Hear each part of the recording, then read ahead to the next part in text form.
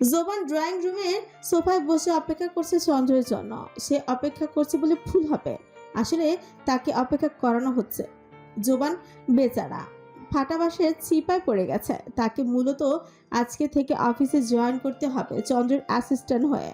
উপর মহল থেকে রাতে অর্ডার এসেছে, তাই সে তার বসের কথা শুনে বাধ্য হয়ে সকাল 8টা থেকে রেডি হয়ে বসে আছে তার বসের জন্য। কিন্তু তার বস বাড়িতেই এসেছে 9:30টায়, আর এসে নিজের রুমেই ঢুকেছে 10টা বাজতে চলো, এখনো আসার খবর নেই। এইদিকে সে চন্দ্রের জন্য অপেক্ষা করতে করতে জীবন শেষ করে দিচ্ছে, তবুও মহাশয়ের আসার নাম নেই। বলি কি, দেরি করে যেহেতু যাবে তাহলে তাকে একটু জানালে কি হতো? তাহলে কি সে এত আগে রেডি হয়ে থাকতো নাকি? তাকে তার বাড়ির লোকজন কি মনে করে জোবান বুঝতেই পারে না। এই বাড়িতে যে তার 2 পয়সারও দাম নেই সেটা সে বুঝতে পেরেছে কাল রাতে। রাতের কথা মনে পড়তে তার বিরক্তি আরো বেড়েই গেল। কাল রাতে সে রোদের বাড়ি থেকে এসে ফ্রেশ হয়ে শুয়ে এসে মনে সুখে মোবাইল স্ক্রল করছিল। রাত যখন 11টার ঘরে, তখন তাকে ডেকে পাঠালো জিহাদ প্রধান। জোবান ড্রয়িং রুমে গিয়ে দেখে তার বাবা চন্দ্র বসে আছে সোফায়। মনে হচ্ছে তারা কোনো মিটিং করতে বসেছে, কিন্তু জোবান ভেবে পেল না তার এখানে কি কাজ। মনে মনে এইসব চিন্তা করলো জাহিদ প্রধানের সামনে এসে বিনয়ী সুরে বলল, বড় বাবা, আমাকে ডেকেছিলেন? হ্যাঁ, ডেকেছি। বস এখানে, তোর সাথে একটু কথা বলবো।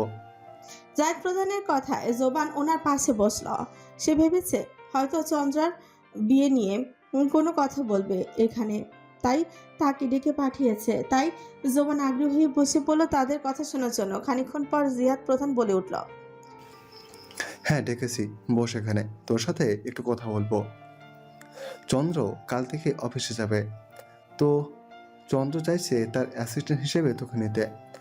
আমারও চন্দ্রের সাথে একমত, কারণ চন্দ্রের সাথে অ্যাসিস্ট্যান্ট হিসেবে থাকলে তাড়াতাড়ি সব তুই আয়ত্ত করে ফেলতে পারবি। তাছাড়া গ্র্যাজুয়েট শেষ করার পর তুই যেহেতু অন্য কোনো বিষয়ে দূরে গিয়ে পড়তে ইচ্ছুক নোস, তাই আমরা চন্দ্রের সিদ্ধান্তই ঠিক মনে করেছি। তোরা দুই ভাই দায়িত্ব নিলে আমরা দুই ভাই একটু রেস্ট নিতে পারবো, কি বলিস? জাহিদ প্রধানের কথাগুলো শুনে জোবানের মনে হলো তার মাথায় বিনা মেঘে বজ্রপাতে আঘাত হানল। কিছু সময়ের জন্য তার মাথায় হ্যাং করে মেরে বসে রইল। সে কাশ্মীর কালেও ভাবেনি যে তাকে এই কথা বলার জন্য ডেকে পাঠানো হয়েছে। জোবান এতটাই শকড যে সে কিছু বলতে ভুলে গেল। মুখটা এমন হয়ে গেল যেন জাহিদ প্রধান তাকে প্লেটে ডাল ঢেলে বলে দিয়েছে, এনে বাবা তোর প্রিয় খাবার, তাড়াতাড়ি খেয়ে নে যা। এটা কোনো কথা হলো? তার এখন কি বলা উচিত সেটা আপাতত তার মাথায় আসছে না। আসবে কি করে? আগে থেকে জানলে তো সে মানা করার কোনো অজুহাত খুঁজে বের করে রাখতো। এখন সে কি করবে? এইসব ভেবে কয়েক সেকেন্ড চুপ করে থাকার পর গলা ছেড়ে বলল, মানে আমি? জোবান এবার বোবাই বনে গেল। সে আর কি বলবে, যেখানে জাহিদ প্রধান নিজ মুখে এই ঘোষণা দিয়ে দিয়েছেন। তার কি মরদ আছে এর উপর কিছু বলার? তার চাকরির চিঠি এসেছে, তাকে একবার জিজ্ঞাসাও করলো না, সরাসরি জানিয়ে দিচ্ছে কাল থেকে অফিসে যাবে। তার যে একটা মতামত থাকতে পারে সেটা একটু জানার প্রয়োজন মনে করলো না। এই বাড়িতে তার মতামতের কোনো মূল্য নেই। পড়ালেখার প্যারা শেষ হয়েছে, সে কত আরামে জীবন পার করছিল, কিন্তু তার সে আরাম কারো সহ্যই হলো না। আর বাপ চাচা আর ভাই মিলে উঠে পড়ে লেগেছে তার আরামকে হারাম করার জন্য। কয়েকদিন পর বাড়িতে বিয়ে, তাদের মনে হয় সেই কথা মনেই নেই। দিব্যি তারা অফিস নিয়ে পড়ে আছে, আর সাথে তাকেও ধরে বেঁধে নিয়ে যাওয়ার পায়তারা করছে। সব দোষ তার চন্দ্র ভাইয়ের। কই এতদিন পর দেশে এসেছে, কতদিন চিল করবে তা না করে অফিসে যাওয়ার জন্য পাগল হয়ে গেছে। আবার তাকে নাকি অ্যাসিস্ট্যান্ট করবে। বলি কি, দেশে কি ছেলের অভাব পড়েছে? তাকেই কেন অ্যাসিস্ট্যান্ট রাখতে হবে? সে কি বুঝতে পারে না সব তাকে অফিসে নিয়ে যাওয়ার ধান্দা? তুমি ভাই লন্ডন থেকে বিজনেসের উপর ডিগ্রি নিয়ে এসেছো, তো তুমি বিজনেস করো না, তাকে কেন টানতে হবে এর মধ্যে? জোবান এসব মনে মনে ভেবে মুখটা হুতুম প্যাঁচার মতো বানিয়ে বলে উঠল, বলে কি বড় বাবা, আমাকে কি আজ থেকে অফিসের আসবাবপত্র ধরে নিলেন নাকি? মানে বলা নাই ক নাই, শুধু উঠিয়ে নিয়ে বসিয়ে দিলেন। জোবানের কথা শুনে তার দুই বাপ চোখ গোল গোল করে তাকালো তার দিকে। চন্দ্র আগে থেকে তাকিয়েছিল বিধায় এবার বিরক্তি নিয়ে চোখ ফিরিয়ে নিল। জিহাদ প্রধান ভাইয়ের উপর দিয়ে ছেলেকে কিছু বলতেও পারছেন না। এটা আবার কোন ধরনের কথা? তুই আসবাবপত্র হতে যাবি কেন? না মানে হুট করে কাল থেকে চাকরির কোনো ইমেল দেয় নাই, ইন্টারভিউ না, সরাসরি কাল অফিসে এমন এক ভার্সনের নিয়োগ প্রক্রিয়া আমার উপর প্রয়োগ করা হলো, যাহা থেকে একটু মুখ ফসকে বেরিয়ে এলো আর কি। বলে আবারও হে হে করে হেসে উঠল। ঘরের ভেতর চাপা একটা অস্বস্তি ঘুরে বেড়াচ্ছে। এতে তোর কোনো আপত্তি আছে নাকি? আপত্তি নাই মানে 100% আপত্তি আছে, কিন্তু সেটা তো আর বলতে পারছি না তোমাদের জন্য। ভাই আপত্তি নেই, কিন্তু সকাল 9টা থেকে সন্ধ্যা 9টা এই শিডিউলটা কি লাইফস্টাইলের মধ্যে পড়ে? জিহাদ প্রধান এবার আর সহ্য করতে পারলে না, কটমট দৃষ্টিতে জোবানের দিকে তাকান। না, এটা লাইফস্টাইলের মধ্যে পড়ে না। সারাদিন গায়ে হাওয়া লাগিয়ে ঘুরে বেড়ানো আর মোবাইল গুতানো লাইফস্টাইলের মধ্যে পড়ে। নিজেকে একটু বদলানোর চিন্তা নেই ওনার। রাবিশ কোথাকার। চেষ্টা করছি তো বাবা, কিন্তু আমার অলসতারও তো কিছু মানবাধিকার আছে, তাই না? এই কথায় জাহিদ প্রধান হেসে ফেললেন। জিহাদ প্রধান এবার কিছু বলতে যাবে, ঠিক তখনই চন্দ্র উঠে দাঁতে দাঁতে জোবানের উদ্দেশ্যে বলে উঠল। কাল সকাল 8টায় রেডি থাকবে। একদিন কাজ করলে অলসতার মানবাধিকার ভয় উল্টো পথ ধরে পালাবে। লেট যেন না হয়। Got it? বলেই চন্দ্র আর দেরি করলো না, সিঁড়ি বেয়ে উপরের দিকে চলে গেল। একবার ফিরেও তাকালো না অসহায় বাচ্চাটার দিকে। চন্দ্রের আদেশ স্বরূপ হুমকি শুনে জোবানের মুখটা ফাটা বেরোনোর মতো চুপসে গিয়েছিল। অসহায় জোবান আর কিছু বলেনি কাউকে, চুপচাপ নিজের রুমে চলে এসেছিল। কিছুক্ষণ পর চন্দ্রকে নামতে দেখে সে উঠে দাঁড়ালো। জিহাদ প্রধান আর জায়েদ প্রধান আগেই অফিসে চলে গিয়েছেন। তারা নাকি তাদের ছেলেদের জন্য আয়োজন করে ওয়েলকাম করবে। এটাও যেমন বেজায় বিরক্ত। তার কথা হলো নিজেদের অফিসে নিজেরা যাবে, এটা তো ঢাকঢোল পিটিয়ে আয়োজন করার কি আছে? সে একজনই তো নতুন, চন্দ্রতের আগে অফিসে বসেছে।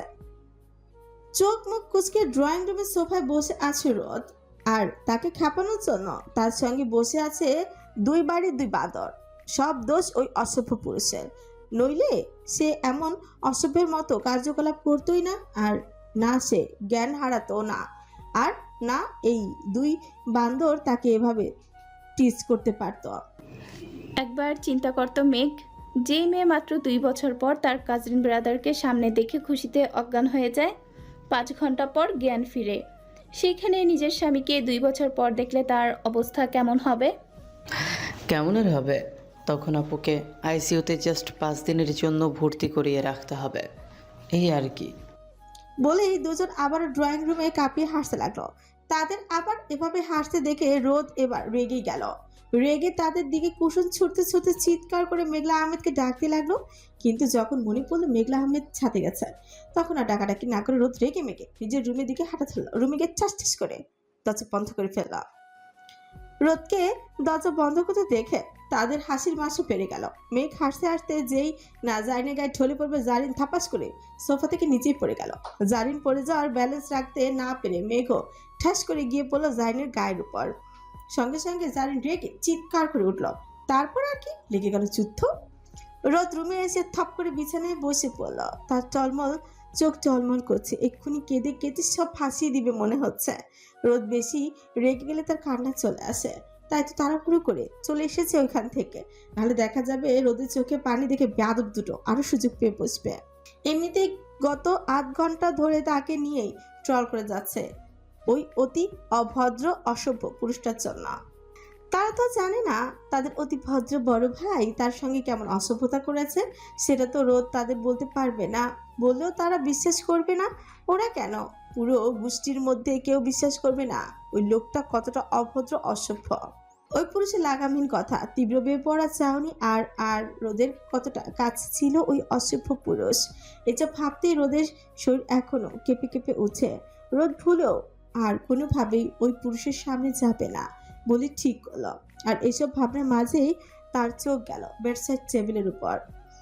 সেখানে পড়ে আছে তার বড় মামিমণির নিয়ে আসা র্যাপিং পেপারে মনো কার্টুনটা। মোছামুছি বড়ই বলা যায় কার্টুনের সাইজটা, কিন্তু কথা হলো এত বড় কার্টুন করে তার মামুনি তার জন্য কিনে এসেছে। রোদ কৌতূহলী হয়ে কার্টুনটা নিয়ে গিয়ে বিছানায় রাখলো। কার্টুনটা অনেক ভারী। বেডসাইড টেবিল থেকে বেডে নামাতে রোদ হাঁপিয়ে উঠল। এত ভারী দেখে তার কৌতূহল আরও বেড়ে গেল। সে তাড়াতাড়ি কেচে এনে কার্টুনটা আনবক্সিং করতে লাগলো। আনবক্সিং শেষ হতে তার চোখ বড়সড় হয়ে গেল। আর চকলেট ভর্তি পুরো কার্টুন ভর্তি, সঙ্গে একটা অ্যাপেল আইফোন 70 প্রো ম্যাক্স মোবাইলের বক্স। এত চকলেট আর মোবাইলের বক্স দেখে রোদের চোখ কৌটোর থেকে বেরিয়ে আসার উপক্রম হলো। এই সবগুলো রোদের পছন্দের চকলেট। রোদ তখনও বুঝতে পারেনি এগুলো তার জন্য নাকি অন্য কারো। রোদ হাত বাড়ি মোবাইলটা তুলতেই নিচে একটা চিরকুট দেখতে পেল। চিরকুট মেলে ধরে তাতে চোখ বুলালো রোদ। চিরকুটে লেখা, মোবাইলটা হাতে পাওয়ার সঙ্গে সঙ্গে ওপেন করবি, সব কিছু সেট করা আছে, তো জাস্ট ওপেন করে রাখবি। বউয়ের খোঁজখবর রাখতে হবে তো নাকি? জাজভিক প্রধান চন্দ্র তো আর অন্য কারো মোবাইল দিয়ে ফোন করে বউয়ের খোঁজ নেবে না। সো যত তাড়াতাড়ি সম্ভব ওপেন করবি, আর না হলে আমাকে তোদের বাড়িতে গিয়ে খোঁজখবর নিতে হবে, যা মোটেও তোর জন্য মঙ্গলকর হবে না। Remember this well. চিরকুটটা পড়ে রোদের বিস্ময় আরো বেড়ে গেল। ততক্ষণে সে বুঝে গেছে এত এত গিফটের ধাঁধাকে ওই অশুভ পুরুষের কথা সে শুনতে তো বই গেছে, আসছে। কতটা মনে থাকে যেন, বলতে 2 বছর কোথায় ছিলি তার এমন আহ্লাদ। এখন আসছে খোঁজ নিতে যত সব। রোদ তো জীবনেও ওই লাগামহীন পুরুষের কথা সঙ্গে কথাই বলবে না। আর খেয়ে দিয়ে কাজ নেই, খালকেটে কুমির আনবে। যদিও রোদ মনে মনে ভয় পাচ্ছিল, কিন্তু তার চেয়েও বেশি ভয় পাচ্ছিল ওই পুরুষের সঙ্গে কথা বলতে হবে সেটা ভেবে। রোদ কতদিন তার কথা রাখতে পারবে এই গ্যারান্টি নিয়ে খুবই চিন্তায় পড়ে গেল। সেদিনের পর আরো কয়েকদিন কেটে গেল। রোদকে আর চন্দ্রের সামনে পড়তে হয়নি। এক প্রকার লুকিয়ে থেকেছে সে। ওই বাড়িতে যাওয়ার সাহসও ভুলেও করেনি, আর না খুলেছে মোবাইল। যদিও রোদ জানে না তার অগোচরে চন্দ্র তাকে কতবার দেখেছে। মেয়েটা সেদিন ভয় পাওয়ার কারণে চন্দ্র সময় দিয়েছে রোদকে স্বাভাবিক হওয়ার জন্য। তাছাড়া কতদিন আর এভাবে পালিয়ে বাঁচবে তার পাখি? তার খাঁচা ঠিকই এসে রানা ছাপছাপে, সেটা শুধু সময়ের অপেক্ষা। তখন না হয় বাকি হিসেব। চন্দ্র আর জারিন রেডি হচ্ছে বাইরে ঘুরতে যাওয়ার জন্য। তাদের নিতে আসবে আদিয়াত। জোবানও রেডি হচ্ছে তার রুমে। রোদকে তারা যাবার পথে নিয়ে যাবে। মেঘের আগামীকাল এক্সাম আছে, তাই তাদের সাথে মেঘে যাওয়া নিষেধ করেছে মেঘলা আহমেদ। তাদের মূলত আদিয়াত ট্রিট দিবে আজকে। লন্ডন থেকে ফেরার পর আজই তাদের প্রথম দেখা হবে। যদিও চন্দ্রার সাথে আদিয়াত একা একা মিট করার কথা ছিল, কিন্তু চন্দ্রার সাথে আদিয়াত একটু মনমালিন্য চলছে, তাই সে যেতে রাজি হচ্ছিল না দেখা করতে। পরে আদিয়াত বইয়ের রাগ ভাঙাতে সম্বন্ধীর স্বর্ণপূর্ণ হয়েছে, আর ভাই এসে বলে গেলে তো চন্দ্রার আর রাগ না গিয়ে উপায় নেই। কিন্তু সে তো কোনোভাবে একা গিয়ে ওই বজ্জাত বেটাকে চান্স পেতেই দিবে না, তাই বুদ্ধি খাটিয়ে পুরো গ্যাংকে লেলিয়ে দিয়েছে। বেচারা আদিয়া তার কি করবে এখন? শালা শালির পুরো গ্যাং নিয়ে বউয়ের সাথে চেচ করতে হবে, না হলে পরে দেখা যাবে বিয়ের আগে তার বউয়ের মুখ দেখা লাগবে না। রোদের রেডি হয়ে নিজের রুমে বসে অপেক্ষা করছে জারিনদের জন্য। পরনে তার কফি কালারের বোরকা, মাথায় ম্যাচিং করে হিজাব বাঁধা, মুখে মাস্ক। রোদ কলেজে ওঠার পর থেকে বাইরে বের হলে বোরকা পরে বের হয়, আজও তাই। কিছুক্ষণ পর গাল ফুলিয়ে মেঘ এসে দাঁড়ালো রোদের রুমের দরজা, চোখে মুখে স্পষ্ট অভিমান। আপু, গাড়ি এসেছে, তোমাকে তাড়াতাড়ি নিচে যেতে বলেছে আম্মু। বলে আর দেরি করলো না মেঘ, চুপচাপ পেরিয়ে গেল রোদের রুম থেকে। রোদ ভাইয়ের অভিমান বুঝতে পারছে, কিন্তু তার এক্সামের তার কিছু করার নেই। মেঘের এক্সাম না থাকলে তো আর তাকে রেখে কেউই যেত না। এমনিতেই মেঘ পড়ালেখায় ফাঁকিবাজ, সারাদিন গেম নিয়ে পড়ে থাকে। এখন পরীক্ষা দেখে যা একটু পড়তে বসেছে, মেঘলা আহমদের চাপে পড়ে। এসব ভেবে রোদ দীর্ঘশ্বাস ফেলে আয়নায় নিজেকে আরো একবার দেখে বেরিয়ে গেল রুম থেকে। মাকে বলে বিদায় নিয়ে গাড়ির কাছে আসতে রোদের কলিজা মুচড়ে উঠল চন্দ্রকে একা ড্রাইভিং সিটে বসে থাকতে দেখে। চন্দ্রের সাথে রোদের চোখাচোখি হতে রোদের বুক ফাঁক করে উঠল। রোদ চোখ নামিয়ে মাথা নিচু করে ফেলল। রোদের মনে হলো তার পায়ে নড়ার মতো শক্তি ফুরিয়ে গেছে, নড়তে পারছে না। কেমন হাঁসফাঁস করে উঠল রোদ। এদিক ওদিক তাকিয়ে খুঁজলো সবাইকে, কেউ নেই দেখে বেচারি কেমন অস্থির অনুভব করলো। জোবানদের জায়গায় চন্দ্র কেন এসেছে রোদ ভেবে পাচ্ছে না। লজ্জায় ভয়ে সে জিজ্ঞেস করতেও পারছে না যে চন্দ্রাপুরে কোথায়। ড্রাইভিং সিটে বসা চন্দ্র তাকিয়েছিল রোদের দিকে, মুখে কোনো ভাব না থাকলো, চোখে ছিল চেনা সে স্থির নজর। সেই নজর রোদের অস্বস্তি আরো বাড়িয়ে দিল। রোদ মনে মনে সিদ্ধান্ত নিল ফিরে যাবে, তাই সিদ্ধান্ত অনুযায়ী রোদ ভয়ে ভয়ে ঘুরে দাঁড়াতে চন্দ্রের হুঙ্কারে পাজরা স্থির হয়ে গেল। ভুলেও চলে যাওয়ার মতো দুঃসাহস দেখাস না। এতদিনের জমিয়ে রাখা পানিশমেন্ট এখনো পেতে না চাইলে গেরেন দেখা। Hurry up. রোদের বুকের ভেতর দম আটকে গেল। ধীরে ধীরে ঘুরে তাকালো সে। চোখ তুলে চন্দ্রের দিকে না তাকিয়ে সাহস সঞ্চয় করে কাঁপা কাঁপা পায়ে নিজের দরজার পেছনের দিকে এগোলো। হাতটা দরজার হ্যান্ডেলে রাখতে আবারও চন্দ্রের তেরা কণ্ঠের ধমক ভেসে এলো। পেছনে সিট খুলে ফেলে দিয়ে এসছে রাস্তায়, সামনে এসে বস। হঠাৎ করে চন্দ্রের ধমক শুনে রোদের দরজায় ধরে রাখা হাতটা কিছুটা কেঁপে উঠল। রোদ চন্দ্রের ধমকের মানে ঠিকই বুঝতে পারলো, এটাও বুঝতে পারলো সে ফেসে গেছে কঠিনভাবে।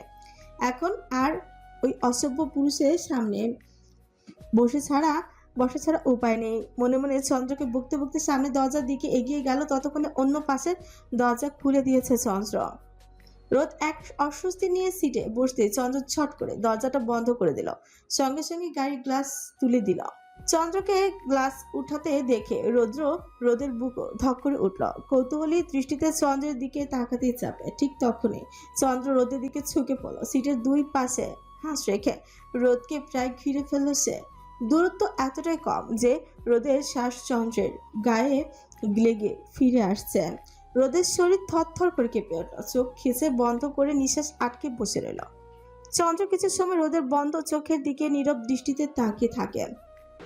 মোবাইল চালু করে কথা বলার পরও চালু করিসনি কেন? আমি কি তোর নিপা টাইপের প্রেমিক লাগি যে বারবার তোকে রিকোয়েস্ট করবো? আজকে যদি তোর ফোন বন্ধ পাই, আই সোয়ার রাতে তোর বেডরুমে চলে যেতে আমি দুবারও ভাববো না। আর বেডরুমে গিয়ে নিশ্চয়ই তোর চেহারা দেখে চলে আসার মতো অতটা ভদ্র পুরুষ আমি না। সো যা হবে তার জন্য শুধু তুই দায়ী থাকবি, মাইন্ডেড। বলেই চন্দ্র হুট করে কাছে এসেছিল, আবার হুট করেই সরে গেল। এক হাত স্টিয়ারিং এ রেখে অন্য হাতে মাথার চুল টেনে ধরে জোরে জোরে শ্বাস টানতে লাগলো। অন্য কিছু ঘটে যাওয়ার আগে নিজেকে সামলানোর চেষ্টা করছে আর কি। এই মুহূর্তে তার নিয়ন্ত্রণে হারানো ঠিক হবে না। পরে দেখা যাবে। এই মেয়েকে ঘুরতে না নিয়ে গিয়ে হসপিটালে নিয়ে যেতে হবে। চন্দ্র দূরে গেছে বুঝতে পেরে রোদ চোখ মিলে তাকালো। এতক্ষণে আটকে রাখা শ্বাস এখন মুখ হা করে ফেলতে লাগলো। বুক উঠানামা করছে, এলোমেলো ভাবে শরীরটা মৃদু কাঁপছে, গলা শুকিয়ে কাঠ হয়ে গেছে। রোদ বুকে হাত রেখে শ্বাস টানতে টানতে মনে মনে ভাবছে কি সাংঘাতিক লোকের সাথে নিয়তি তাকে বেঁধে দিয়েছে। এক সপ্তাহে রোদের অবস্থা করুণ হয়ে গেছে, আর এই লোকের সাথে সারা জীবন কাটাতে হবে। এইসব ভেবেই রোদের মাথা ফন ফন করে ঘুরতে লাগলো। জোবান উচ্চ পর্যায়ে বিরক্তি নিয়ে চোখ মুখ কুচকে রেখে খাবার খাচ্ছে, আর তার সামনে চেয়ারে বসে জাইনের সাথে বকবক করে যাচ্ছে। সমান তালে খাবার খাচ্ছে অরিন। জোবান ভেবে পাচ্ছে না একটা মানুষ এত কথা কিভাবে বলে। সারা রাস্তা বকবক করেও এখন কি এমন কথা থাকতে পারে যে খাবার খেতে বসে বলতে হবে। আর তার বোনকেও দেখো ওই বেয়াদবটার সাথে তাল মিলিয়ে যাচ্ছে। জোবানা সহ্য করতে না পেরেই ধমকে উঠল দুজনকে। জোবানের ধমকে জারেন চুপ করে গেলে অরিন তো আর চুপ থাকা মেয়ে না, সে চুপ বড় বড় করে জোবানের দিকে তাকিয়ে বলে, কি হয়েছে বিআই সাহেব? আমাদের মতো মাসুম বাচ্চাদেরকে এভাবে ধমকাচ্ছেন কেন? আমরা কি আপনার খাবারে হাত দিয়েছি নাকি? হ্যাঁ হাত দিয়েছি, তবে খাবারে নয়, আমার মগজে। বকবক করে আমার মাথা ধরে দিচ্ছে, আবার বলছে বাচ্চাদের ধমকাচ্ছেন কেন। বাচ্চা যদি বেয়াদব হয় সেই বাচ্চাকে ধমকিয়ে থাপড়িয়ে বেয়াদবি ছোটানোর দায়িত্ব তো বড়দেরই থাকে, তাই না? এখন আর একটা কথার আওয়াজ আমার কানে আসে, দুটোকে থাপড়ে গাল লাল করে ফেলবো। জোবানের কথা শুনে অরিন কিছু বলতে গিয়ে থেমে গেল। বেশি সাহস করলো না, বলা যায় না এই লোক পাবলিক প্লেসে সত্যি থাপ্পড় মেরে বুঝতে পারে, তাই ভদ্র বাচ্চার মতো চুপচাপ খেতে লাগলো। পরে না হয় এই লোককে দেখে নিবে। এদিকে রোদ এক অস্বস্তি নিয়ে চন্দ্রের সাথে অন্য একটা টেবিলে বসে। তার সামনে পছন্দের খাবার রয়েছে, কিন্তু সে খেতে পারছে না। চামচ দিয়ে নাড়াচাড়া করছে শুধু। লজ্জায় অস্বস্তি নিয়ে রোদ খাবার মুখে দিতেই পারছে না। যদিও দু একটা খাবার মুখে নিয়েছিল, অনেক কষ্টে গিলতে হয়েছে। আর চোখ একবার চন্দ্রের দিকে তাকিয়ে আবারও তাকালো জারিনদের টেবিলের দিকে। আর ওখানে তাকিয়ে মনে মনে রোদ ফুসে উঠলো আর ভাবতে লাগলো, ওই বাদরগুলোকে দেখ, তাকে সিংহের সামনে রেখে একাকি গপ গপ করে খাচ্ছে আর বকবক করছে। ওদের ইচ্ছেতে করছে জারিন বাদরকে গিয়ে ঠাস ঠাস করে কয়েকটা থাপ্পড় মেরে দিতে। যে পুরুষের সামনে পড়তে হবে বলে নিজেকে লুকিয়ে রেখেছে সে এতদিন, আর এখন সে পুরুষের সাথে এক গাড়িতে আসতে হয়েছে, আবার একা একটা টেবিলে বসে খাবার খেতে হচ্ছে। রোদ আর চঞ্চল মূলত আলাদা টেবিলে বসেছে। আলাদা বসেছে বলে ভুল হবে, বরং পরিস্থিতি তাদের আলাদা করে একই টেবিলে বসতে বাধ্য করেছে। সব দোষ জোবানের। তখন জোবান নিজে রোদের জায়গায় বসলে এই পরিস্থিতি হতো না। এখানে একটা টেবিলে মাত্র দুইজনই বসতে পারে, তাই রোদ আর জারিন একই টেবিলে বসেছিল, আর অরিন, জোবান অন্য টেবিলে, চন্দ্রা আর আদিয়াত আলাদা টেবিলে অন্য কর্নারে বসেছে। উদ্দেশ্য আদিয়াত চন্দ্রার অভিমান ভাঙানো। চন্দ্র রোদের নামিয়ে দিয়ে কোথাও চলে গিয়েছিল তখন, তাই রোদ নিশ্চিন্ত মনেই বসেছিল।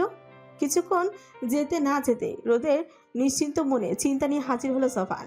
এসে জাইনের উদ্দেশ্যে বলে উঠল, জারিন, আমাদের টেবিলে এসে বস। আমি ওই বেদবটার সাথে একা বসতে পারবো না। চল তাড়াতাড়ি, আমি আরও একটা চেয়ারের ব্যবস্থা করছি। চন্দ্র ভাইয়া রোদের সাথে এই টেবিলে বসবে। আবারও চন্দ্রের সাথে বসতে হবে শুনে রোদ ভয় হুড়মুড় করে চেয়ার ছেড়ে উঠেছিল। চন্দ্রের সাথে জোবানকে বসতে বলেছিল, কিন্তু জোবান জানায় সে এখানে বসতে পারবে না, কারণ শুধু মেয়েদের একা একটা টেবিলেই বসতে দেখলে চন্দ্র ভাই তার উপর চড়া হবে, তাই সে এই টেবিলে বসতে পারবে না। রোদ তখন জারিনকে বলেছিল এখানে চন্দ্রের সাথে বসতে, কিন্তু জারিন সাফ জানিয়ে দিয়েছে সে কোনোভাবে চন্দ্রের সাথে বসবে না, তার নাকি অয়নের সাথে কিছু কথা আছে বলে জারিন তাড়াহুড়ো করে চলে গেল অয়নের কাছে। তখনই রোদের ইচ্ছে হচ্ছিল জারিনের চুলগুলো টেনে ধরে এনে এই টেবিলে বসাতে। কপাল পুরো রোদের। সেই ইচ্ছে পূরণ হওয়ার আগে চন্দ্র এসে হাজির হলো তার সামনে। চন্দ্রকে আসতে দেখে জোবান চলে গেল তার টেবিলের দিকে। এই সময় রোদ তখনকার হুমকির ভয়ে অনিচ্ছা থাকা সত্ত্বেও চন্দ্রের সাথেই বসতে বাধ্য হলো। ঘোরাঘুরি শেষে জারিন আর চন্দ্রা রোদকে তার বাড়িতে ফিরতে দেয়নি, জোর করে প্রধান বাড়িতে নিয়ে এসেছে। রোদ বারবার আপত্তি জানানো তাতে কোনো কাজ হয়নি। শেষমেশ তাকে আবার সেই সিংহের গুহাতে ফিরে আসতে হলো। এখন রাত 10:05। রোদ চামেলি বেগমের রুমে বসে ওনার সাথে আলাপ জুড়ে দিয়েছে। রোদের সাথে চামেলি বেগমের আলাপটা আবার জমে বেশি। এতদিন পর রোদকে পেয়ে চামেলি বেগম কথা ঝুলি খুলে বসেছে। রোদ আবার চামেলি বেগমের মনোযোগী শ্রোতা কিনা, যদিও রোদের প্রচুর ঘুম পাচ্ছে, তবুও বসে আছে আগ্রহ নিয়ে চামেলি বেগমের কথা শোনার জন্য। তখনই তাদের নানি নাতনির আলাপে বাগড়া দিতে ধূপধাপ পায় রুমে হাজির হলো জারিন, আর এসেই বলে উঠল, কি রে রোদ, তুই কি নানুর সাথে এই রুমে সারা রাত কাটিয়ে দেওয়ার পরিকল্পনা করছিস নাকি? জারিনের কথা না শোনার ভান করে বসে রইল রোদ। কথা বলতে লাগলো চামেলি বেগমের সাথে। জারিন নামের কেউ এখানে আছে, তাই যেন রোদের চোখেই দেখছে না এমন একটা ভাব করে বসেল। সে কথা বলবে না এই বেয়াদবের সাথে। রোদকে কথা বলতে না দেখে জারিন আবারও ডেকে উঠল। তবুও রোদ কথা না বলে ফিকুচকে রোদের দিকে তাকালো জারিন। এসব ভেবে জারিন আবার বলে উঠল, এর আবার কি হয়েছে? কথা বলছে না কেন আমার সাথে? আমার দিকে দেখি ফিরেও তাকাচ্ছে না, নাকি আমার ডাক শুনতে পাইনি? এসব ভেবে জারিন আবার বলে উঠল, এই রোদ, তোকে যে ডাকছি শুনতে পাচ্ছিস না? তবুও রোদ তাকালো না। এতবার ডাকার পরও রোদকে তাকাতে না দেখে জারিন এবার কিছুটা রেগেই গেল। রেগে গিয়ে রোদের পাশ ঘেঁষে বসে বাহু ধরে তার দিকে ফিরে আবার বলে উঠল, কি রে রোদ, কি হয়েছে? আমি যে তোকে এতক্ষণ ধরে ডাকছি শুনতে পাসনি, কথা বলছিস না কেন? না, শুনিনি। আর আমি কথা না বলে সমস্যা কি? তুই তোর অরিন বেবির সাথে গিয়ে কথা বল, যা, আমায় বিরক্ত করবি না তো একদম। রোদের বাচ্চা, এই জন্য তুই আমার সাথে রাগ করেছিস? হায়, কি পোড়া কপাল আমার! দেখেছ নানি, কেমন বেমান বেস্ট ফ্রেন্ড আমার কপালে জুটেছে। নিজে জীবনে প্রেম করে নাই বলে আমাকেও সিঙ্গেল রেখে দেবে। চন্দ্রাপুর ননদদের পটিয়ে একটা প্রেমিক জুটাতে চাইছি, কিন্তু তোমার আদরের পুতুলের জন্য সেটাও গেল মনে হয়। কারণ সেই ছেলেটা অরিনের কাজিন, আমাদের ভার্সিটির সব মেয়েদের ক্রাশ, মৃন্ময় রাফি। এখন বলো নানি, আমি কোন দিকে যাব? একদিকে সম্ভাব্য প্রেমিক, আরেকদিকে কলিজার টুকরো বেস্ট ফ্রেন্ড। যদিও প্রেমিক একবার গেলে আরেকটা আসবেই, কিন্তু বেস্ট ফ্রেন্ড তো একটাই, তাই না? জারিনের কথা শুনে চামেলি বেগম হাসতে লাগলো। ওর এমন ন্যাকামো দেখে রোদ চোখ মুখ কুঁচকে নেয়। 1 মাস আগে না আহনাব ভাইয়া ছিল তোর প্রেমিক, এখন আবার অরিনের কাজিন আবার তোর প্রেমিক হয়ে গেছে কবে থেকে? বেয়াদব! আরো কজন পটানো লাগবে তোর? হ্যাঁ, কয়জন লাগবে মানে কি? তোর জন্য তো এখনো একটাও পটাতে পারিনি। জারিনের কথা শেষ হতেই মিহিতা প্রধান বলে উঠল, রোদের জন্য কাকে পটাতে পারোনি আম্মা? আমাকে একটু বলো, আমি না হয় তোমাকে সাহায্য করলাম পটাতে। তুমি আমার মেয়ে হয়ে কাউকে পটাতে না পারার জন্য আফসোস করবে? এটা কেমন দেখায় না? বলো মা, বলো। হঠাৎ করে নিজের মায়ের মুখে থেকে এমন মধুর বাণী শুনতে পেয়ে চোখ বড় বড় করে পিছনে ফিরে তাকালো জারিন। আর তাকিয়ে ভয় লাফিয়ে বসা থেকে দাঁড়িয়ে কয়েক কদম পিছিয়ে গেল। মিতা বেগম ঝাড়ু হাতে কটমট দৃষ্টিতে তাকিয়ে আছে জারিনের দিকে। চোখ মুখ বলে দিচ্ছে যে কোনো সময় তার উপর অ্যাটাক হতে পারে। তা দেখে জারিন পিছতে পিছতে কোনো রকমে মিকিয়ে এসে বলল, আম্মু তুমি কেন কষ্ট করতে যাবে? হয়েছে কি, ওই রোদদের পাশের বাড়িতে কতগুলো বিড়াল পালে, আর ওই বাড়ি থেকে আমি একটা বিড়াল পটিয়ে আনার চেষ্টা করছিলাম আর কি। ও তাই নাকি? বিড়াল পটানো? কই, আমি তো জানি রোদদের পাশের বাড়িতে কোনো লোকই থাকে না। তাহলে বিড়াল পালেটা কে? আমাকে তো আর কোনো দিক দিয়ে আহাম্মক মনে হয়। হ্যাঁ, কাছে আয়, আমি ঝাড়ু দিয়ে বাড়ি মেরে বিড়াল পটানো ছুটাচ্ছি। বলতে বলতে ঝাড়ুটা নিয়ে হুমকির ভঙ্গিতে এগিয়ে আসতেই জারিন আরো দু কদম পিছিয়ে গিয়ে উল্টো খুলো দিল এক দৌড়। দৌড়তে দৌড়তে বলতে লাগলো, আম্মু আমি আর জীবনেও বিড়াল পটাতে যাব না। সরি আম্মু, তোমার বাচ্চাটাকে এবারের মতো মাফ করে দিও। বেঁচে থাকলে কত বিড়ালই পায়ের নিচ দিয়ে আসবে আর যাবে। বলতে বলতে জারিন চোখের আড়াল হয়ে গেল। আর জারিন চলে যাওয়ার পর সবাই একসাথে হেসে উঠল। চামিনী বেগমের রুম থেকে বেরিয়ে রোদ একটু নিচে এসেছিল মামাদের সাথে দেখা করতে। রোদ এই বাড়িতে না আসায় অনেক দিন হলো তাদের সাথে দেখা হয় না, তাই ঘুমানোর আগে একটু দেখা করার জন্য এসেছে রোদ। রোদের খাবার খাওয়ার প্যারা না থাকায় জাহিদ প্রধান আর জিহাদ প্রধানের সাথে দেখা করে চুপচাপ কথা বলে রোদ উপরে যাওয়ার জন্য সিঁড়ির কাছে আসতে প্রভা বেগম ডাকে থেমে গেল। রোদ, এই কফিটা একটু কষ্ট করে চন্দ্রের রুমে দিয়াই না মা। আর কাউকে তো দেখছি না পাঠানোর মতো। মামানি, এখন তোর মামাদের জন্য ডিনার সাজাতে হবে। যা পুতুল, একটু কষ্ট করে দিয়ে আয় কফিটা। বলেই রোদের হাতে কফির মগ ধরিয়ে দিয়ে তাড়াহুড়ো করে চলে গেল প্রভা বেগম। এইদিকে প্রভা বেগমের কথায় রোদের মাথা যেন আকাশ ভেঙে পড়ল। কি থেকে কি হয়ে গেল, সব তার মাথার উপর দিয়েই গেছে। মামাদের সাথে দেখা করতে এসে যে রোদ এমনভাবে ফেসে যাবে সেটা ভাবতে রোদের কান্না করতে ইচ্ছে করছে। সে যাবে ওই অসভ্য পুরুষের রুমে কফি হাতে? না না না, কিভাবে যাবে সে ওই রুমে? কিন্তু না যাওয়ার তো কোনো অজুহাতও নেই। কফির কাপ ধরিয়ে দেওয়ার মতো কাউকে দেখতেও পেল না। কাজের সময় জারিন কেউ পাওয়া গেল না।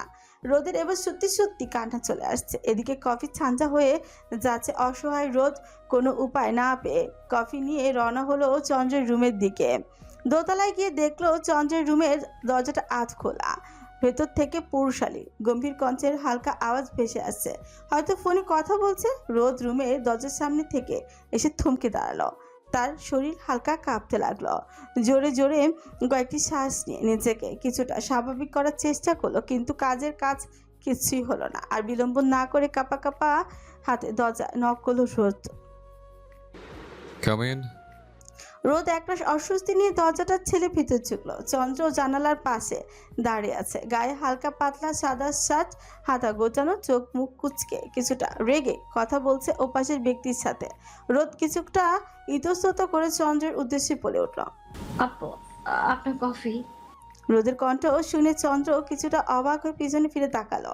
রোদকে এই মুহূর্তে এখানে কফি হাতে আশা করেনি সে। মাথা নিচু করে তার সামনে দাঁড়িয়ে থাকা রোদের দিকে কিছু সময় তাকিয়ে রইল। তারপর ফোনের ওপাশ থাকা মানুষটিকে বাকি কথা পরে হবে বলে ফোন রেখে দিল।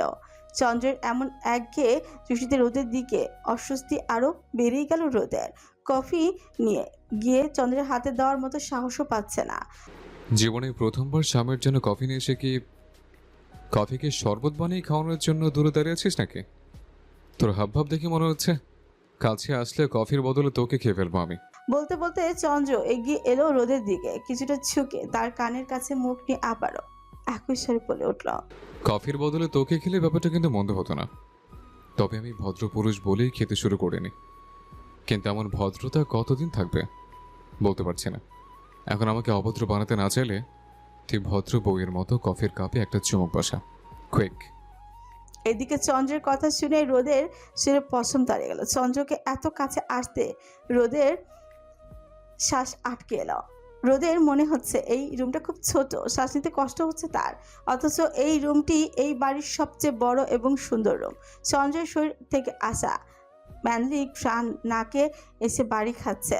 ঘ্রাণের তীব্রতা এত বেশি যে রোদের কেমন অস্থির লাগতে শুরু করলো। গলা শুকিয়ে আসছে তার। কফির মগ শক্ত করে চেপে ধরে মাথা নিচু করে বারবার জিভ দিয়ে ঠোঁট ভেজাতে লাগলো রোদ। রোদের কফির কাপে চুমুক না দিয়ে বারবার ঠোঁট ভেজাতে দেখে চন্দ্র ভেতরে ভেতরে অস্থিরতা অনুভব করছে। সেই অস্থিরতা নিয়ে কিছুটা বিরক্তি কঞ্চে ঘোর লাগা দৃষ্টিতে রোদের ঠোঁটের দিকে তাকায়। কি হলো, চুমুক দিচ্ছিস না কেন? কফি যদি ঠান্ডা হয়ে যায় তাহলে কিন্তু কফির তৃষ্ণা অন্যভাবে মেটাতে হবে। সেটা মোটেও তোর জন্য মঙ্গলকর হবে না। এমনিতে ফোন না ধরার অপরাধের শাস্তিটা বাকি আছে।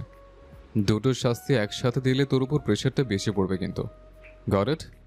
চন্দ্রের এমন ইঙ্গিতপূর্ণ কথা রোদের বুঝতে বাকি রইল না। তাই রোদ ভয়ে ভয়ে তাড়াহুড়ো করে কফির কাপে চুমুক দিল। বেশি তাড়াহুড়ো করে কফি খেতে গিয়ে মুখের বাম পাশ দিয়ে কিছুটা কফি ছোচের দিকে নেমে এসেছে। কফির কাপ চন্দ্রের দিকে বাড়িয়ে দিয়ে যে না আরেক হাত উঠালো ঠোঁট মোছার জন্য, তখনই খপ করে রোদের হাত ধরে থামিয়ে দিল চন্দ্র। রোদের ঠোঁটের দিকে তাকিয়ে শুকনো ছোক গেল চন্দ্র। এক হাতে রোদের হাত ধরে ডান হাত বাড়িয়ে দিল রোদের ঠোঁটের দিকে। আঙুল দিয়ে রোদের ঠোঁটের পাশে থাকা কফিটা বৃদ্ধা আঙ্গুলি দিয়ে আস্তে আস্তে স্লাইড করে মুছতে লাগলো। এদিকে চন্দ্রের এমন স্পর্শে রোদের জান যায় যায় অবস্থা। নিঃশ্বাস আটকে চোখ মুখ খিচে বন্ধ করে ফেলল রোদ। তার শরীর থরথর করে কাঁপতে লাগলো। রোদের মনে হচ্ছে তার শরীরের শক্তি ফুরিয়ে গেছে। কফির মগটা ধরে রাখতে পারলো না। ঠাস করে মগটা পড়ে গেল হাত থেকে। মগ ফ্লোরে পড়ে আওয়াজ শুনে ঘোর কাটলো চন্দ্রর। হাতটা সরিয়ে নিয়ে এসে কফি লেগে থাকা চটচটে ভেজা আঙুলটা নিজের মুখে পুরে নিল। চন্দ্র হাত সরিয়ে নেওয়ায় রোদ কিছুটা পিছিয়ে গিয়ে আটকে আসা শ্বাস ছেড়ে চোখ মেলে তাকালো। তখনই তার শরীরে বিদ্যুৎ খেলে গেল। চন্দ্রের আঙুল মুখে পুড়তে দেখে চন্দ্র তখনও স্থির দৃষ্টিতে রোদের দিকে তাকিয়ে। এবারে রোদ আর দাঁড়িয়ে থাকতে পারল না, দৌড়ে বেরিয়ে গেল চন্দ্রের রুম থেকে। রোদ বেরিয়ে চন্দ্রের চোখের আড়াল হতেই সে তার গায়ের শার্ট খুলে ছুঁড়ে মারে। এসির পর বাড়ি দিয়ে জীবানি গিয়ে হাত পা ছড়িয়ে হেলান দিয়ে বসে। চোখ বন্ধ করে অস্থিরভাবে জোরে জোরে শ্বাস টানতে লাগলো। চন্দ্রকে দেখলে যে কেউ ভেবেই বসবে হয়তো চন্দ্র ট্রাঙ্ক, কিন্তু আসলে সে নিজের উত্তেজনা নিয়ন্ত্রণ করতে পারছে না। শরীরে নিষিদ্ধ অনুভূতি এবং রোদের অস্থিরতা তার উপর চেপে বসেছে। পরদিন রাত এখন 11টা। ধুকধুক করতে থাকা হৃদয় নিয়ে রোদ তার বিছানায় বসে অসহায় চোখে তাকিয়ে আছে চন্দ্রের দেওয়া মোবাইলের দিকে। মোবাইলটা অনবরত বেজে চলেছে, কিন্তু স্ক্রিনে চন্দ্রের নাম দেখে ফোন ধরার সাহস পাচ্ছে না রোদ। সন্ধ্যায় ফোন চালু করতে করতেই রাতেই যে চন্দ্র কল করে বসবে রোদ সেটা ভাবেনি। এখন রোদ ফোন ধরবে নাকি ধরবে না সেটাই ভেবে পাচ্ছে না। গত রাতের দৃশ্য মনে পড়তে চন্দ্রের চিত্ত এখনো কেঁপে উঠেছে। সে কি করবে এখন? রোদ গত রাতটা কোনো রকমে প্রধান বাড়িতে কাটিয়ে সকাল সকাল বাড়িতে চলে এসেছিল। সন্ধ্যায় রোদের মনে পড়ে চন্দ্রের হুমকির কথা। তখন তাড়াহুড়ো করে গিয়ে ফোন চালু করেছিল। তখনও রোদ জানতো না আজকে যে চন্দ্র কল করে বসবে। রোদ মাত্রই ঘুমানোর জন্য বিছানায় শুয়েছিল। হঠাৎ করে ফোনের আওয়াজে চমকে শোয়া থেকে বসে পড়ে। বেডসাইড টেবিলের ড্রয়ার থেকে ফোন বের করে স্ক্রিনে তাকাতে রোদের হঠাৎ হাত কিছুটা কেঁপে উঠেছিল। হঠাৎ করে হার্ট জোরে জোরে বিট করা শুরু করেছে। অস্থির রোদের হাতে থাকা ফোন ঠাস করে বিছানায় পড়ে যায়। রোদ আর ফোন তুলে হাতে নেয়নি ভয়ে। ফোনটা বাঁচতে বাঁচতে এক পর্যায়ে কেচে গেল। ফোন কেটে যাওয়ায় রোদে বুকে হাত দিয়ে একটু স্বস্তির নিঃশ্বাস ফেলল, কিন্তু সেই স্বস্তি বেশিক্ষণ স্থায়ী হলো না। কিছুক্ষণের মধ্যেই মেসেজ টোনের শব্দ। আবারও মোবাইলের দিকে তাকালো রোদ। এবার রোদ কৌতূহল নিয়ে মোবাইলটা হাতে নিল। মেসেজ সিন করার পর স্ক্রিনে ভেসে ওঠা চন্দ্রের হুমকিস্বরূপ মেসেজ পড়ে হাতকে উঠল রোদ। এবারে কলটা যদি না ধরিস তাহলে তোর আজকের ঘুম আমি হারাম করে দেবো রোদ। আমাকে তোর কাছে আসতে বাধ্য করিস না। Last warning, don't test me. মেসেজটা পড়ে রোদের শরীর কেঁপে উঠল। রোদের হার্ট লাফিয়ে বেরিয়ে আসার উপক্রম হলো। আল্লাহ, আমার জীবনে কোন মুসিবতের এন্ট্রি করিয়েছো তুমি? এখন কি রাতের বেলা শান্তি মতো ঘুমোতেও পারবো না? ওই অসভ্য পুরুষের সাথে আমি কিভাবে কথা বলবো? আর কি বা বলবো, তাও আবার ভিডিও কল। কোন দুঃখে যে আমি সেদিন পাহাড়ি গ্রাম দেখতে গিয়েছিলাম। ধর, যদি সেদিন ওই গ্রামে না যেতাম তাহলে তো আর এখন এমন করুণ অবস্থা হতো না আমার। এসব ভেবে রোদের এখন সত্যি সত্যি কান্না চলে এসেছে। তার এখন বাচ্চাদের মতো জোরে জোরে কান্না করতে পারলে বোধহয় শান্তি লাগতো, কিন্তু সেটা আপাতত করতে পারবে না। রোদের কান্নাকাটি সমাপ্তি দিতে আবারও ফোন বেজে উঠল। বেচারি রোদ আর কি করবে, ফোন না ধরে তো আর কোনো উপায় নেই। যে পরিমাণ খাটতেরা হইল, সত্যি সত্যি না আবার এখনই এসে হাজির হয়। সেই ভয়ে রোদ তাড়াতাড়ি করে গায়ে থাকা ওড়নাটা দিয়ে চোখ মুখ ভালো করে মুছে ওড়নাটা ভালো করে শরীর এবং মাথায় দিয়ে কাঁপা কাঁপা হাতে ফোন রিসিভ করলো। রোদ ফোন রিসিভ করেছে ঠিকই, কিন্তু চোখ তুলে মোবাইল স্ক্রিনের দিকে তাকানোর মতো সাহস নেই, তাই মাথা নিচু করেই রইল। এদিকে চন্দ্র এত সময় রাগের পারদ যেন গলতে শুরু করেছে তার রোজ অ্যাঞ্জেলের লাল হয়ে থাকা ভীত মুখটা চোখে পড়তে। চন্দ্রের চোখ স্ক্রিনের ওপাশে স্থির, সে কোনো কথা বলছে না, শুধু তাকিয়ে আছে এক দৃষ্টিতে রোদের দিকে। চন্দ্রের এমন তাকিয়ে থাকা রোদকে বরাবরের মতন এবারও অস্বস্তিতে ফেলল। এভাবে তাকিয়ে থাকলে অস্বস্তি তো হওয়ারই কথা, তাও যদি আবার হয় একটা পুরুষের চাহনি। সব মিলে রোদের অবস্থা দেখার মতো। অনেকটা সময় যাওয়ার পর চন্দ্র তীক্ষ্ণ কণ্ঠে বলে উঠল, প্রথমবারে দেওয়া কলটি ধরিস না কেন? চন্দ্রের এমন প্রশ্ন শুনে রোদ কিছুটা বিরক্ত হলো। একটা কল দিয়েই এমন ভাব করছে, মনে হচ্ছে যেন 100টা কল দিয়েছে।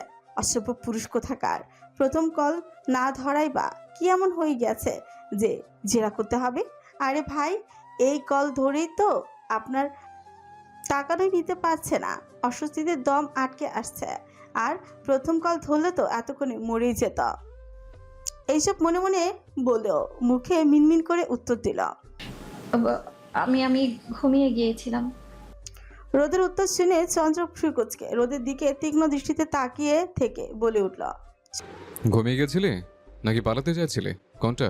চন্দ্রের এবারের প্রশ্নে রোদের মুখটা ছোট হয়ে গেল। ধরা পড়ে যাওয়ার ভয়ে রোদ এদিক সেদিক তাকিয়ে নিচের ছোট কামড়ে ধরল। জবাব বেরোতে চাইছে না, কিন্তু জবাব তো দিতেই হবে, না হলে ওই বজ্জাত পুরুষ বুঝে যাবে সে ইচ্ছে করেই কল ধরেনি। তাই রোদ নিজের সাফাই গাওয়ার সুরে আবারও মিনমিন করে বললাম, সত্যি ঘুমিয়ে গিয়েছিলাম, এখনই সজাগ হয়েছি। ঘুমিয়ে গেলে মেসেজ সেন্ড করলো কে তাহলে? চন্দ্র কেমন সিআইডির মতো জেরা শুনে রোদের এবার ছেড়ে দেমাক কেঁদে বাঁচি ট্যাপ অবস্থা।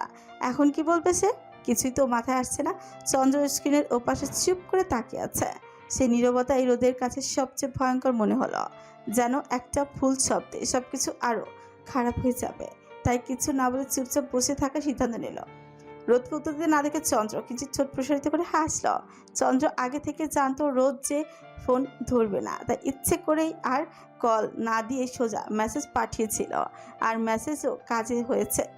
এইটুকুনি একটা মেয়ে তার ঘুম হারাম করে দিচ্ছে, আর এই মেয়েকে চন্দ্র তো আর শান্তিতে থাকতে দিতে পারে না, তাই না? তাই তো এই ব্যবস্থা। কোন দিন জানি সে সত্যি সত্যি এসে পড়ে রোদের ঘুম হারাম করতে। রোদের দিকে তাকিয়ে সেটাই ভেবে যাচ্ছে। এরই মধ্যে রোদের ছোট কামড়ে ধরতে দেখে চন্দ্র থমকে উঠল। কি হয়েছে? এভাবে ঠোঁট কামড়ে আমাকে সিরিয়াস করছিস কেন? সময় দিয়েছে ভালো লাগছে না, নাকি তুই চাইছিস সত্যি সত্যি আমি চলে আসি? তখন কিন্তু এই ঠোঁট এক সপ্তাহ আর কাউকে দেখাতে পারবি না। নিচে কামড়ে ধরা তো পরের কথা। চন্দ্রের এমন লাগামহীন কথা শুনে রোদের কান ঝাঁঝরা করে উঠল। লজ্জায় তার কান আর গাল গরম হয়ে উঠল। চন্দ্র আর কিছু বলার আগে কোনো কিছু না ভেবে রোদঠাস করে কলটা কেটে ফোনটা বিছানার উপর ছুঁড়ে ফেলে দুই হাতে তার কান চেপে ধরল রোদ। তার বুকের ভেতরটা এমনভাবে ধরফর করছে যেন এইমাত্র বহু দূরে থেকে দৌড়ে এসেছে। আস্তাগফিরুল্লাহ, কি বলে এই অশুভ পুরুষ! আল্লাহ, এলো কেমন কোনো সবার কাছে অতি ভদ্র সভ্য হয়ে থাকা পুরুষ তার বেলায় কেন এমন অভদ্র অসভ্য হয়ে যায়? এদিকে রোদকে ফোন কেটে দিতে দেখে গভীর চন্দ্র এবার শব্দ করে হেসে উঠল। নিজের হাসি শব্দে নিজে চমকে উঠল সে। ততক্ষণে হাসিটা থেমে গেছে।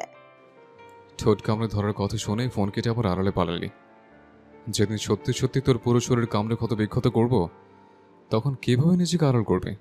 পালাবে কি করে তখন? অরিন আর তার কয়েকজন কাজিন এসেছে চন্দ্রার সাথে দেখা করতে। তার বড় মামা পরিবার সমেত আমেরিকায় থাকে। তারা 2-3 দিন হলো দেশে এসেছে আদিয়াতের বিয়ে উপলক্ষে। চন্দ্রা আর আদিয়াতের আকত হওয়ার সময় তারা ছিল না, তাই চন্দ্রাকেও সামনাসামনি দেখেনি কেউ। অরিনের মামাতো বোন মাহিরা আর মহিমা চন্দ্রাকে দেখার জন্য পাগল পাগল হয়ে আদিয়াতের কাছে বায়না করেছে তাদের ভাবির সাথে দেখা করিয়ে আনতে। আদিয়াত তাদের বায়না পূরণ করতে আজ অফিসে যাওয়ার আগে তাদের প্রধান বাড়িতে নামিয়ে দিয়ে গেছে, আবার ফেরার পথে নিয়ে যাবে। জোবান আজ অফিস থেকে লাঞ্চের সময় বাড়িতে এসেছে, লাঞ্চ করে আবারও চলে যাবে। আবার একটা জরুরি ডকুমেন্টসও নিতে হবে, যেটা আজকে দরকার পড়বে না বলে সেটা সে যাওয়ার সময় নিয়ে যায়নি, কিন্তু হুট করেই সেটা দরকার পড়ায় নিতে এসেছে।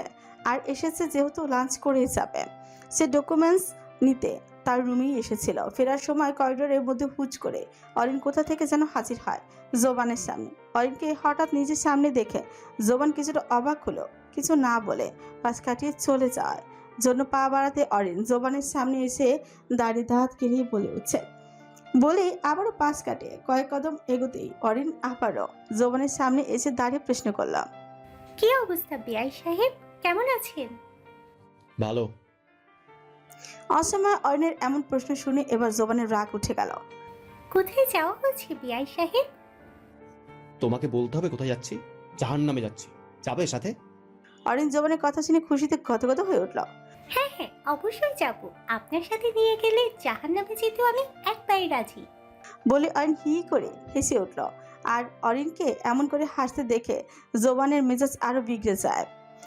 বেয়াদব মেয়ে কোথাকার, জাহান্নামে যাওয়ার এত শখ থাকলে তো যাও না, এখানে আমার মাথা খাওয়ার জন্য দাঁড়িয়েছো কেন? ইডিয়েট কোথাকার, রাস্তা ছাড়াও আমার। জোবানের এমন কথা অরিন কোমরে হাত দিয়ে চোখ বড় বড় করে বলে উঠল। এই মিয়া, আমাকে বেয়াদব বললেন কেন আপনি? আমি আপনাদের বাড়ির মেহমান, সম্মান দিয়ে কথা বলেন। আর মেহমানের সাথে কিভাবে কথা বলতে হয় সেটা নিশ্চয়ই আপনার মতো ভদ্রলোক ভালো করে জানার কথা। তাহলে এখানে বেয়াদবটাকে আমি না আপনি? অরিনের কথা শুনে জোবান কটাক্ষ করে বলে উঠল। আসছে আমার মেহমান, তো মেহমান বলে কি কোলে নিয়ে নাচবো নাকি? আমি ভদ্রলোক বলেই তোমার মতো অভদ্র মেয়ে মানুষের সাথে কথা বলতে চাই না, আর তুমি বেয়াদব বলেই যেচে পড়ে আমার সাথে কথা বলতে আসো। সো বেয়াদবকে সেটা বলার আর অপেক্ষা রাখে না। ফাজিল মেয়ে লোক কোথাকার, আবার আসছে প্রশ্ন করতে। বলেই অরিনকে পাশ কাটিয়ে হন করে চলে গেল। আর এদিকে অরিন বেচারি এতগুলো কথা শুনে রেগে কটমট দৃষ্টিতে তাকিয়ে রইল জোবানের যাওয়ার পানে। কি রে অরিন, ওই হ্যান্ডসামটা ভাবির কি লাগে? আর ওই ছেলের সাথে তোর কি কথা হলো তখন? হঠাৎই পাশ থেকে মাহিরার কণ্ঠ শুনে জোবানের দিক থেকে চোখ সরিয়ে মাহিরার দিকে তাকালো অরিন। অরিন তাকাতেই মাহিরা আবারও একই প্রশ্ন করলো। মাহিরার প্রশ্ন শুনে অরিন রাগ সাইডে রেখে সুকুচকে মাহিরার দিকে সন্ধিয়ান দৃষ্টিতে তাকিয়ে বলে উঠল। অরিন, কেন? ওই হ্যান্ডসামকে আর তার সাথে কি কথা বলেছি সেটা জেনে তুই কি করবি? এমন তাকানো দেখে মাহিরা থতমত খেয়ে গেল। ওই এমনি, ছেলেটা অনেক কিউট তো দেখতে, তাই জানতে চাইছিলাম আর কি ভাবির কিছু লাগে কিনা। মাহিরার মতিগতি বেশ সুবিধা ঠেকছে না অরিনের কাছে, কখন জানি আবার তার ক্রাশকে নিয়ে টানাটানি শুরু করে দেয়। সেই ভয়ে অরিন দাঁত কেলে গদগদ কঞ্চে মাহিরার উদ্দেশ্যে বলে উঠল। ও এই কথা, ওই কিউট ছেলেটা হলো তো ভবিষ্যৎ দুলাভাই, আমার মায়ের একমাত্র মেয়ের জামাই, বাবার বন্ধুর ছোট ভাইয়ের একমাত্র ছেলে, আদিয়াত ভাইয়ের বন্ধুর একমাত্র কাজিন, আমার বাবুর একমাত্র আব্বু, আমার একমাত্র পিয়ারলাল, আর ভাবির একমাত্র চাচাতো কাজিন। বুঝতে পেরেছিস? কি হলো, এখনো বুঝতে পারিসনি ওই কিউট হ্যান্ডসাম ছেলেটা ভাবির কি লাগে? তাহলে পরিষ্কার বাংলা ভাষায় আবার বলি, শোন, ওই কিউট হ্যান্ডসাম ছেলেটা আমার ভবিষ্যৎ জামাই লাগে। আর তোর দুলাভাই, এখন থেকে তুই ওনাকে দুলাভাই ডাকতে পারিস, উনি মাইন্ড করবে না। আমায় প্রচণ্ড ভালোবাসি তাই না? দেখলি না, আমি এই বাড়িতে এসেছি শুনে অফিস থেকে এসে পড়েছে আমার সাথে দেখা করতে, আর অফিসে বেশি কাজের চাপ থাকায় দেখা করে আবার চলে গেছে। অরিনের মুখে পরিচয়ের এত বড় রচনা শুনে মাহিরা মুখ হাঁ করে তাকিয়ে রইল অরিনের দিকে। মাহিরাকে এমন আহামকের মতো তাকিয়ে থাকতে দেখে অরিন মুখ চিপে হেসে উঠল। চাপাবাজি শেষ করে অরিন স্বস্তির নিঃশ্বাস ফেল। যাক, এখন আর তার পেয়ারলালের দিকে এই পেতনি কুনজর দিবে না, এই ভেবেই তার শান্তি। এদিকে অরিনের মুখে জামাই ডাক শুনে মাহিরার মুখটা ছোট্ট হয়ে গেল। কই সে ভেবেছিল সুন্দর ছেলেটাকে সে নিজের জন্য পচাবে, এখন দেখতেছে বেড়ায় আগেই পটে গেছে।